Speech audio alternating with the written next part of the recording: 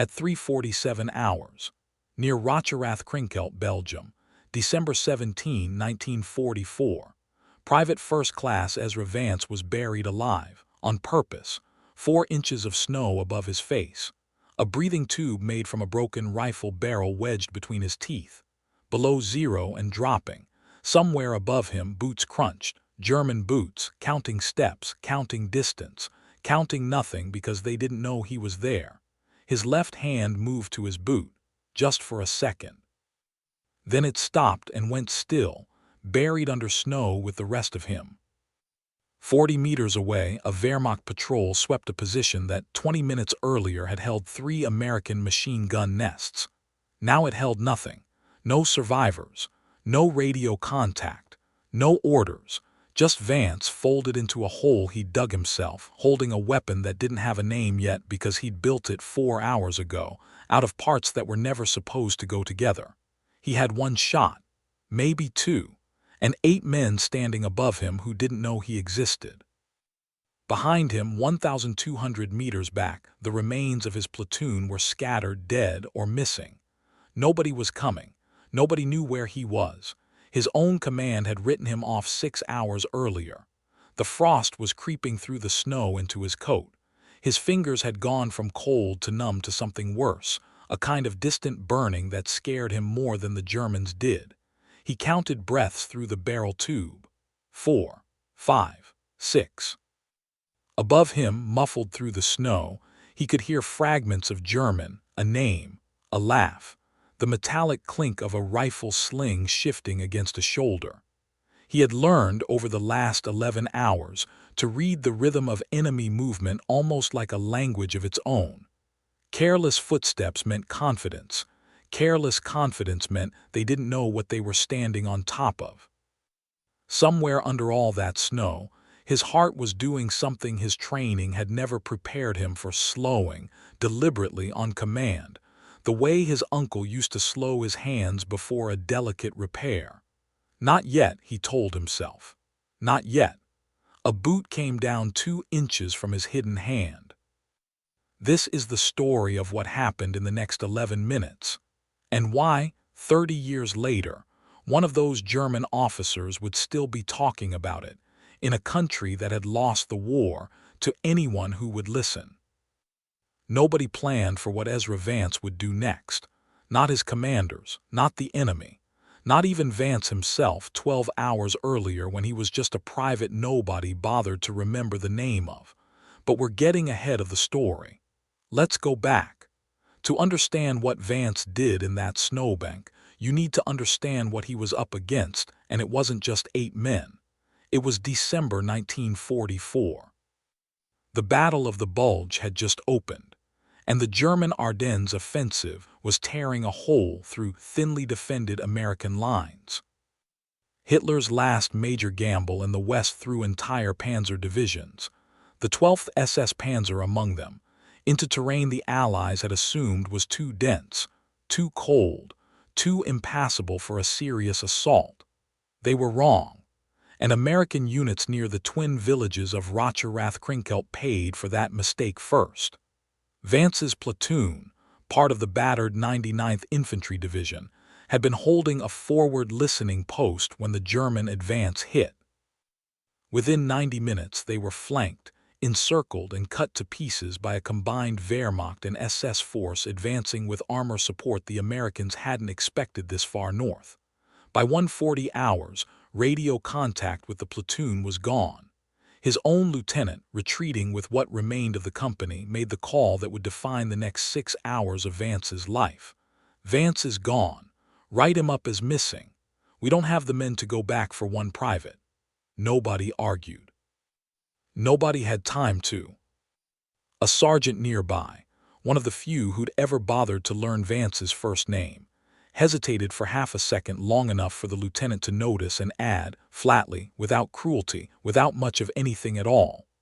That's an order, not a discussion. The column moved on. Within minutes, the position where Vance had last been seen was 300 meters behind them, then 500, then swallowed entirely by tree line and snow and the general grinding chaos of a division in retreat. No one radioed his name up the chain. No one flagged his last known coordinates for a relief patrol that would never be dispatched that night. In the paperwork filed 2 days later, Ezra Vance existed only as a line item. One private, status unknown, presumed lost during withdrawal. Enemy POV, OBERSTLUTNANT Diet or KRAUSS, ROCHERATH sector, 2:10 hours. The report comes in clipped and irritated. 3 American positions cleared, 1 unaccounted body count, minor resistance from a lone rifleman near grid coordinate 412. Cross barely looks up from the map table. A straggler, cold alone out of ammunition by morning, not worth a company's attention. He tells his adjutant to note it and move on. There is a schedule to keep, a village to take before dawn, and 1 American private is not a variable that concerns him. He has fought this war for 5 years. He has seen fear do stranger things to men than hide them in snow. By any tactical measure, Vance was already dead. He had no radio, no map, no compass that worked in the cold. His unit's retreat route had been cut off by a German armored column moving through the tree line he'd have needed to cross. What he did have: a jammed M1 Garand with 6 rounds, a Thompson submachine gun stripped from a dead sergeant with a cracked stock, and a German MP40 he'd pulled off a body near the tree line empty, but with 2 working magazines from a different dead man's pouch. None of it alone was enough. 8 German soldiers were sweeping the sector on foot, supported by a half-track 30 meters back with a mounted MG42, a weapon that fired so fast, so continuously, that Allied soldiers called it Hitler's buzzsaw. 1 private with a stripped Thompson and a jammed rifle stood no realistic chance against it. That was the math.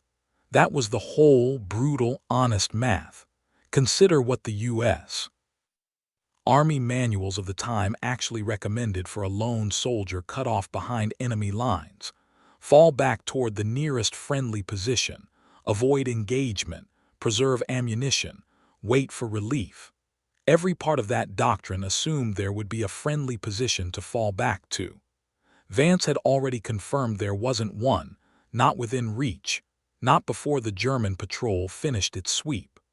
The 12th SS Panzer Division's push through this sector was not a disorganized rush. It was methodical, disciplined, supported by armor and coordinated radio traffic that gave German patrols the ability to call in reinforcements within minutes. Against that kind of machine, 1 man with a jammed rifle and 2 stripped-down submachine guns was not a threat. He was a rounding error. And yet the terrain itself offered something the German advance hadn't fully accounted for: deep, unbroken snowdrifts, dense tree line, and a series of shallow ravines cut by summer runoff, now frozen and hidden beneath a foot of powder. It was terrain built for concealment, not combat, the kind of ground a textbook soldier would use to hide and wait for death or rescue. It was not, by any conventional measure, ground built for a stand. But Ezra Vance had spent his entire life doing something the U.S. Army never trained him to do and never gave him credit for: taking broken things apart and understanding, down to the smallest pin and spring, exactly why they worked. And in the next few hours, that skill would matter more than any order given by any officer that night. Before the war, before the snow, before anyone called him Private Vance, he was just Ezra, the boy who hung around his uncle's gunsmith shop in rural Alabama, 3 miles outside a town too small to have a stoplight. His uncle, Walter, had learned gunsmithing from a man who'd learned it from a Confederate armorer's apprentice, a strange, unbroken thread of knowledge passed hand to hand through generations of black craftsmen who were never allowed to own the guns they repaired for wealthier white customers, but who understood those weapons better than the men who carried them. Ezra was 11 the first time his uncle let him disassemble a bolt-action rifle by himself. He remembers being told, "You don't have to love it." You just have to understand it better than the man who's gonna use it against you." That sentence would follow him across an ocean. He was 14 when the accident happened. A vice slipped while he was helping true a barrel, and his palm caught the edge of a chisel meant for wood, not steel. Walter didn't take him to a doctor.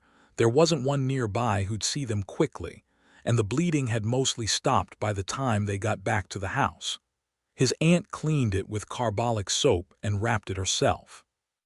It healed into a raised, pale line across his right palm, running from the base of his thumb to the edge of his wrist.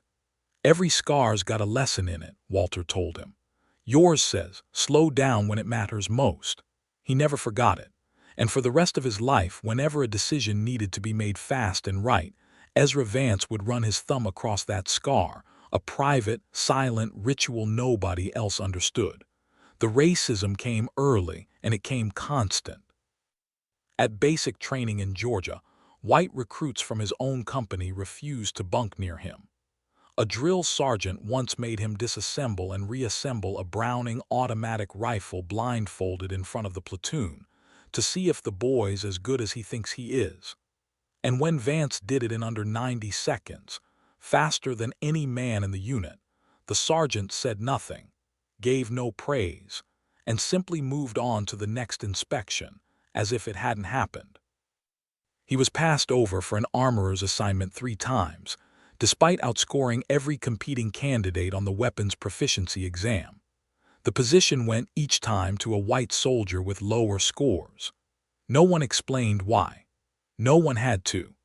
The 3rd time, a supply sergeant handed the assignment roster to the soldier who'd scored 11 points below him, then handed Vance a mop and a bucket for the motor pool floor, without comment, as though the 2 tasks belonged to the same conversation.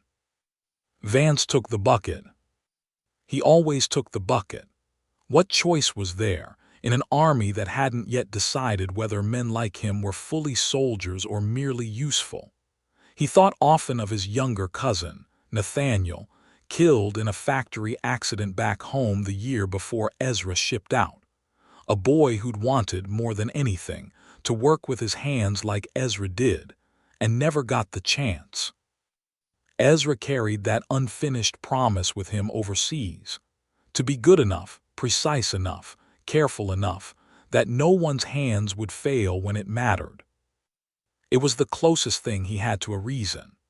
By the time he reached the 99th Infantry Division in late 1944, Ezra Vance was quietly known among the handful of men who bothered to notice as the soldier who could fix anything. And more dangerously to some of his peers, the soldier who understood exactly why every weapon on the battlefield, German or American, worked the way it did. He'd studied captured German small arms in his off hours, not because anyone asked him to, but because understanding your enemy's tools, his uncle always said, was the surest way to survive them. He kept a small, worn notebook, never issued, never inspected, filled with sketches of trigger groups, gas systems, and feed mechanisms copied from whatever captured or damaged weapons passed through the unit's makeshift repair tent. Other soldiers teased him for it, called it his colored boy homework, a phrase meant to wound and usually did. He kept filling the notebook anyway. It was the one place in the entire war where what he knew mattered more than what he looked like. There was one officer, a young lieutenant fresh out of officer candidate school, new enough to the unit that he hadn't yet absorbed its unwritten rules, who once asked Vance genuinely how he'd learned to true a barrel by feel alone. Vance answered him fully, technically, for nearly 10 minutes, the most anyone in uniform had let him talk in months. The lieutenant listened, nodded, and then never brought it up again in front of the other men. Vance understood why without being told. Some kindnesses in that army only existed in private. Nobody in his command structure thought to use that knowledge. Not yet. By 2:15 hours, Vance had confirmed what he already feared. His platoon was gone, not retreated. Gone. He'd crawled the length of the shattered position and found only bodies, spent brass, and silence. His first plan failed almost immediately. He tried to move east, toward what he believed was the new American line, and walked directly into the edge of the German patrol's perimeter. He barely made it back to cover, dragging his jammed Garand and a wound he hadn't noticed yet, a shrapnel graze along his ribs, bleeding slow but steady into his coat, the pain arriving late and all at once, the way bad wounds sometimes do once the adrenaline that had been masking it finally thinned out. He pressed a strip torn from his undershirt against the wound, not enough to stop the bleeding fully, only enough to slow it, and kept moving. There was no morphine syringe in his kit. It had been used 2 days earlier on a squad mate who hadn't survived the trip to the aid station anyway. He filed the pain away the same way he filed away everything else that night, a problem to be managed later if there was a later. At 2:31 hours, the temperature had dropped to 11 degrees Fahrenheit. His hands were losing feeling. He knew, with the flat clarity of a man who understood machines better than people, that frostbite would take his fingers before the Germans took his life, if he didn't move soon. He tried twice to clear the jam in his Garand, working the bolt with fingers that no longer reported back what they touched. Both times it seized again within seconds. Ice and grit fused somewhere deep in the action where he couldn't reach it in the dark. He set it aside, not yet knowing he'd return to it later, stripped down, as the backbone of something else entirely. A sound in the trees to his left put him flat against the frozen ground for nearly 4 minutes, motionless, breath held, certain he'd been found. It was nothing. A branch, snow-loaded, giving way under its own weight. But those 4 minutes cost him warmth he didn't have to spare, and by the time he moved again, he could no longer feel his little fingers at all. Then came the moment that still troubles anyone who studies this account closely. A wounded German soldier, separated from his own patrol, no older than 19, bleeding from the leg, stumbled into the same tree-line Vance was using for cover. The boy never saw him. Vance had a choice. Kill him quietly, let him pass, or use him. He used him. Vance let the boy crawl past his position toward what he correctly guessed was the rest of the German patrol regrouping point, and followed him at a careful distance through the trees, using the wounded soldier's trail, his pace, his instinct for cover, as a guide through terrain Vance didn't know. The boy led him, unknowingly, directly to the flank of the 8-man patrol and the half-track behind it. Vance never spoke to him, never revealed himself. He simply watched where the boy went, and understood, without needing to be told, that a wounded straggler who'd been seen wandering toward enemy lines would very likely not survive his own side's suspicion once questions were asked. Vance did not go back for him. He kept moving. At 2:39 hours, he lost the trail twice. Once when the wounded boy's tracks crossed a stretch of wind-scoured rock that held no print at all, and once when a second, larger set of German boot tracks merged into the path from the north, forcing Vance flat against a fallen trunk for nearly 90 seconds while voices passed close enough that he could hear individual words, though not understand them. Neither man saw him. Both times, he found the trail again by reading the snow the way his uncle had taught him to read grain in wood, not by looking for the obvious mark, but for the place where the surface had been disturbed and hadn't yet finished settling. A third near miss came when his boot broke through a crust of ice over a frozen stream bed, the sound sharper and louder than anything else in the silent forest. He froze, certain it would bring the whole patrol down on his position. It didn't.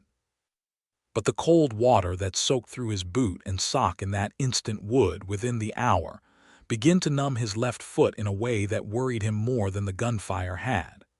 By 2:47 hours, he'd reached a shallow depression 40 meters from the patrol's position, close enough to hear German voices, far enough to still be invisible in the dark and snow. This is where he built the weapon that would define the rest of the night. He had 3 components.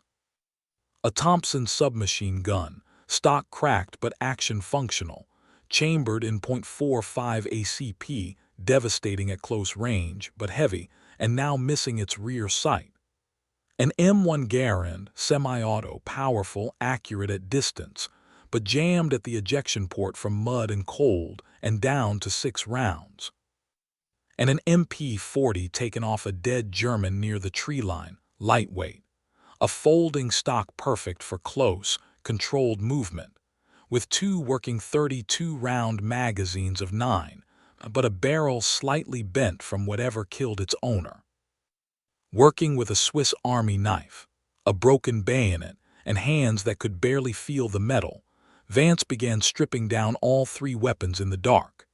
He used the Garand's more reliable trigger group and its longer, heavier barrel for reach and stopping power, and mated it, through careful filing of the receiver lugs, to the Thompson's simpler, more cold-tolerant blowback action, which didn't require the same precise gas port timing that had jammed the Garand in the first place.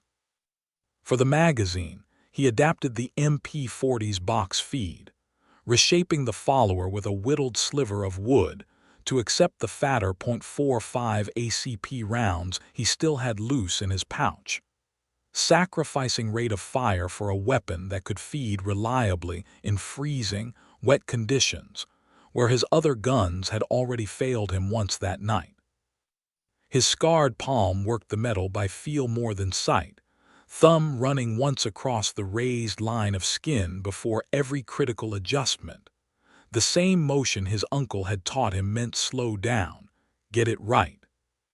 He used the bent MP-40 barrel almost as an afterthought, straightening it as best he could against a fallen branch, packing it with snow to slow the metal's tendency to spring back under stress. A trick his uncle had used decades earlier on a warped shotgun barrel, and one Vance had never expected to need in a forest in Belgium. The folding stock came last, hinged onto the Garand's receiver with wire stripped from a discarded field telephone line he'd stepped over an hour earlier and at the time thought nothing of. The result had no official name. It was heavier than a standard Thompson, chambered oddly, ugly, improvised, and it would fire in conditions that had already failed 2 purpose-built weapons that same night.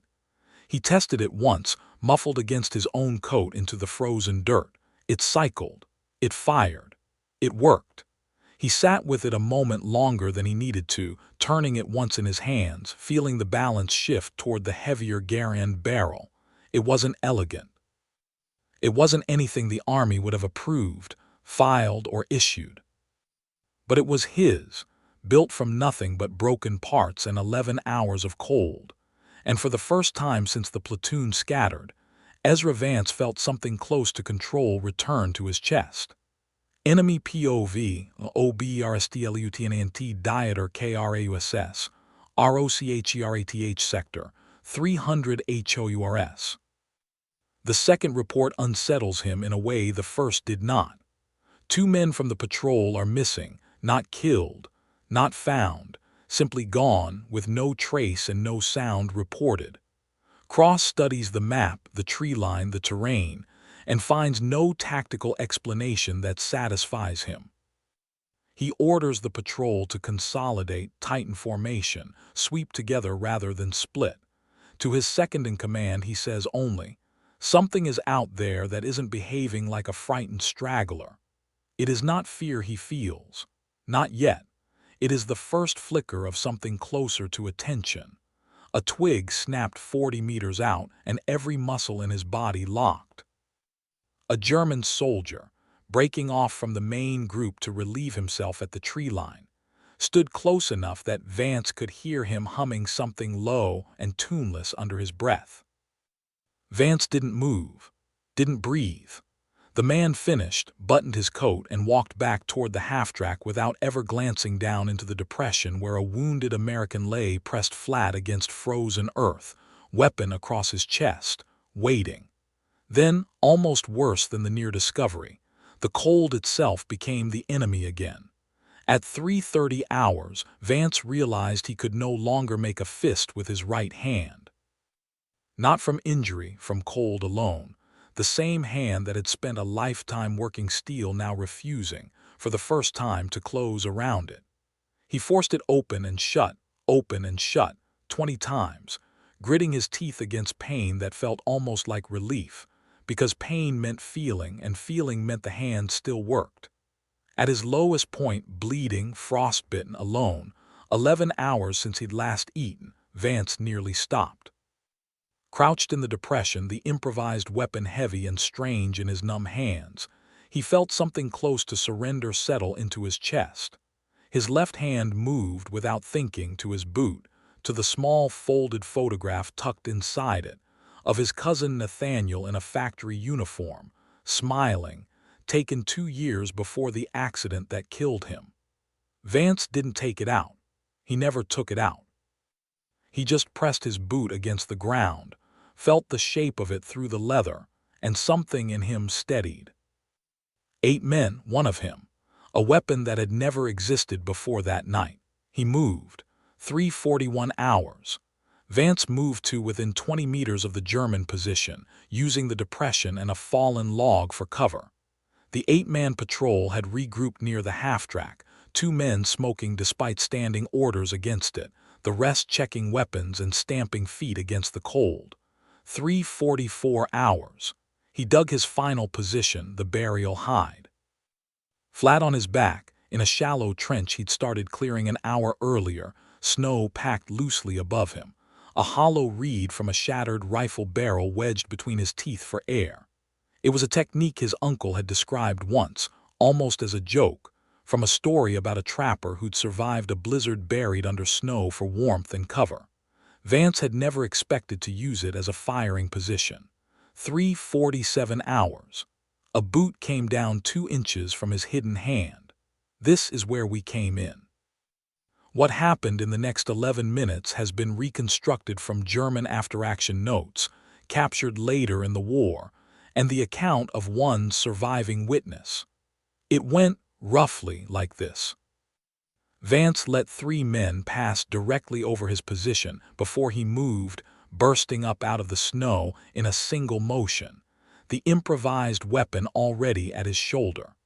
The first 3 rounds took the 2 nearest soldiers before either could turn. The MG-42 gunner on the half-track, 30 meters back, swung his weapon toward the muzzle flash and unleashed a burst that chewed through the position Vance had already abandoned, rolling hard right into a fold of frozen earth. First peek, the weapon worked. Better than worked. The hybrid action cycled clean through the cold that had jammed his Garand hours earlier, the Thompson's stopping power dropping 2 more men before they'd fully processed what was happening. Second peek. It nearly ended there. A round from the half-track's gunner caught Vance across the left shoulder, spinning him into the snow, the weapon skidding from his hands. For 3 seconds, an eternity by any battlefield measure, he lay exposed, 3 Germans converging on his position, certain this was where it stopped. His right hand, on instinct, brushed the scar across his palm as he reached for the weapon in the snow. Slow down. Get it right. He didn't fire wildly. He aimed. Third peek, the final act. Using the last working magazine, Vance took down the MG-42 gunner with a shot through the half-track's gun shield gap, a target no standard-issue American rifle round should have penetrated cleanly. But the Garand's heavier .3006 adjacent power, married to the Thompson's action, drove it through. The remaining Germans, disoriented, without their heaviest weapon, broke formation. 2 surrendered. 1 fled into the tree line and was never accounted for in German records. In the chaos, one of the 2 surviving Germans dropped to his knees with his hands raised, shouting something Vance didn't understand and didn't need to. The other simply stopped moving entirely, staring at the smoking gun shield of the half-track as though trying to work out what kind of round could have done that. Neither man reached for a weapon again. 3:53 hours. It was over. Stop. Look at what just happened. 99th Infantry Division, sector near Rocherath-Krinkelt, December 17, 1944. 3:41 to 3:53 hours.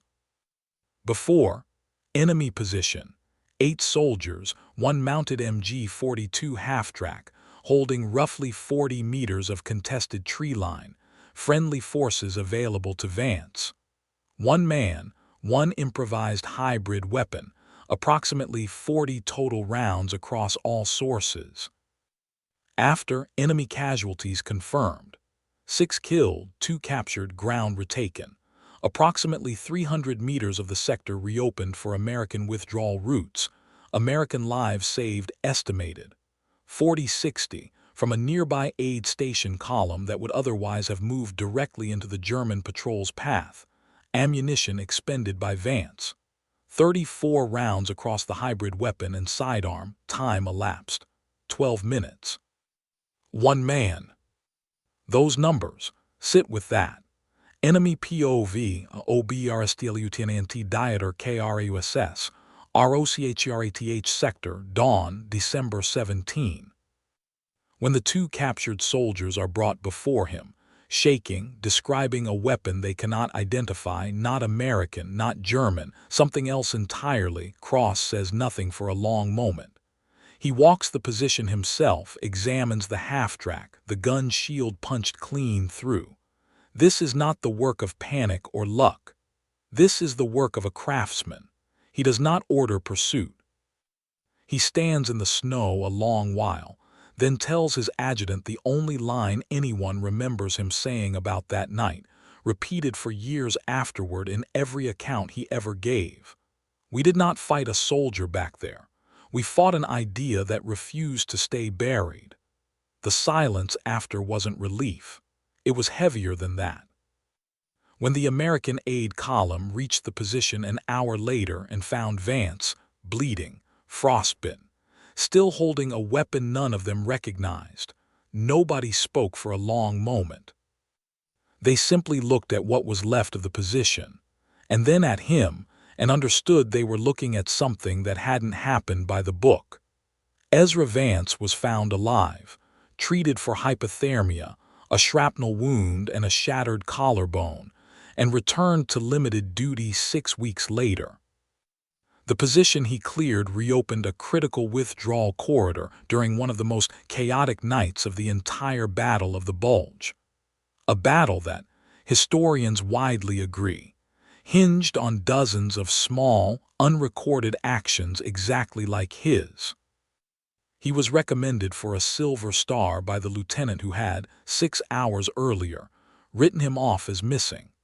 The recommendation was downgraded twice moving up the chain of command, and finally awarded, quietly, without ceremony, as a Bronze Star with no public citation describing what actually happened. Witness testimony, Corporal Henry OKAFOR, medical aid, account given 1987. I was on the truck that found him. Nobody talked about it after, not because it wasn't extraordinary, but because talking about it meant explaining how a private nobody trained or trusted did what 6 trained officers couldn't. I remember the weapon wasn't in his official effects when they processed him. I never found out what happened to it. That's the part that still bothers me, 40 years on. Historians studying small unit actions during the Ardennes offensive have since cited the Rocherath sector clearing as one of several undocumented instances where individual improvisation altered the outcome of a contested withdrawal corridor. Though Vance himself is rarely named in the broader historical record, a gap that reflects a well-documented pattern of uncredited contributions by Black American soldiers during the war. Divisional after-action reports from the period, now archived and available to researchers, note unexplained clearing of Rocherath eastern approach, cause undetermined. 4 words that for decades were the only official trace of the 11 minutes that changed the fate of an entire withdrawal column. He was never interviewed for it. He never sought recognition. When asked decades later by a nephew researching the family history why he never told the story himself, Vance reportedly said only, "Wasn't mine to brag about." Wasn't clean enough to brag about either. That line has never been fully explained. Some who have studied the account believe it refers to the wounded German soldier he used, unknowingly, as a guide that night, a moment the historical record notes only briefly, without judgment, and that Vance himself apparently carried for the rest of his life without resolution. Some of the men from his own division, interviewed decades later for local oral history projects, remembered the name Vance in passing, a private who did something out there. Details fuzzy, credit uncertain. The way stories fray at the edges when nobody in power thought them worth writing down at the time. It's a familiar pattern to historians of the segregated U.S. Army of World War II. Extraordinary individual actions, quietly folded into the larger unit narrative, the individual soldier's name sanded away by paperwork, prejudice, or simple neglect. He returned to Alabama after the war, worked as a gunsmith alongside his aging Uncle Walter, and rarely spoke of the Ardennes to anyone outside his family. He married in 1948, raised 3 children, and by all accounts ran the quietest, most meticulous repair shop in the county, the kind of place where farmers brought jammed shotguns and left, hours later, with them working better than new. He died in 1991. The photograph of his cousin Nathaniel, the one carried folded inside his boot through that entire winter, was found among his personal effects after his death, still creased along the same folds, and is now held by a surviving family member. The improvised weapon itself was never recovered or logged. Its final fate remains unknown. There are thousands of stories like this one scattered across the historical record, men who did something extraordinary in the space of a few frozen minutes, and then went home and never spoke of it again, because no one ever asked, and because the country they'd fought for wasn't always ready to listen. We tell ourselves history remembers its heroes. Mostly, it remembers its paperwork. And paperwork in December 1944, in a segregated army fighting a war for freedoms it hadn't yet extended to all of its own soldiers, was rarely kind to men like Ezra Vance. What he built that night out of broken parts, frostbitten hands, and a single scar that told him to slow down when it mattered most, outlived the war. It just never made it into the history books the way it should have. There is one detail the record does not explain. 3 days after the engagement near Rocherath, a German officer's body was found nearly 2 miles east of the position, unaffiliated with any unit records recovered nearby, with no American patrol reporting contact in that sector. No official account ever connected it to the events of December 17th. No one ever asked Ezra Vance about it, and he died in 1991 without ever raising the subject himself. Maybe it means nothing, or maybe it means everything. If this story found you, if the name Ezra Vance meant nothing to you an hour ago and now it means something, leave his name in the comments. Just his name, nothing else. Let's build him a memorial right here in this comment section where history forgot to put one. Subscribe, because there are hundreds more of them, forgotten, waiting, and they deserve to be found.